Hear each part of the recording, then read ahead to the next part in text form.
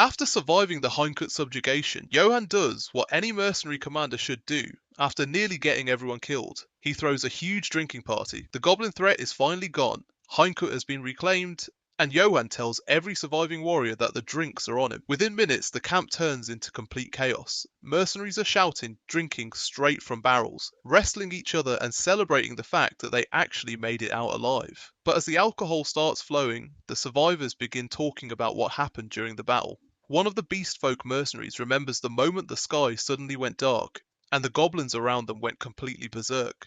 She thought they were about to be wiped out, but then the darkness disappeared, and brilliant green flames started rushing through the tunnels. Suetelge explains what really happened.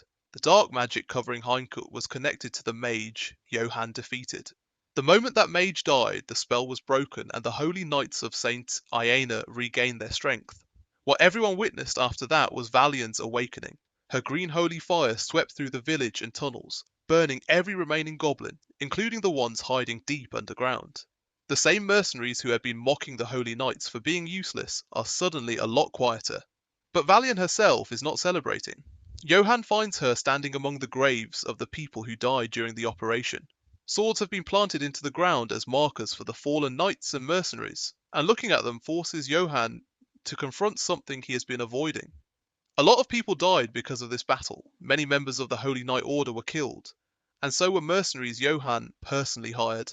The whole operation began because Johann wanted control of Heincut and its tax rights, so part of him cannot stop wondering whether their deaths are ultimately his responsibility. Valian tells him that without his help, they never would have purified Heincut. Their sacrifices prevented even more people from dying, but Johann still asks the uncomfortable question. Would the people lying in those graves feel the same way? That is when Goeden speaks. After nearly dying with his throat cut, Goeden admits that even when his vision was fading and death was right in front of him, he never felt any resentment toward Johann. His only thought was relief that he had managed to deliver the silver sword to him. To Goeden, this is a world where anyone can die at any time and in any way. If there is something worth accomplishing even at the cost of your life, then being able to complete it before dying is already something to be proud of. And since those words are coming from someone who almost died himself, Johann decides he can believe them.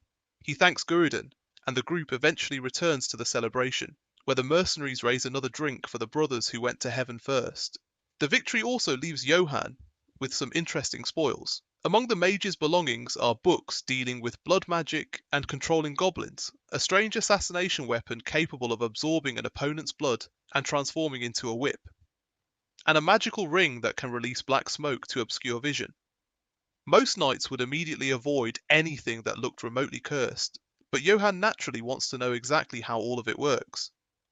Unfortunately, the celebration is about to create another headache. A drunken red-haired noblewoman from House Abner finds Johann and happily thanks him for reclaiming Heincut. She is especially pleased because the victory has solved several of her problems, while Ulrike, the sister who had been threatening her life, has now been captured during the fighting around Saint-Darge. Then Johann asks about the thing he actually cares about, the tax rights he was promised. Her answer immediately ruins his mood. She explains that she cannot simply hand them over.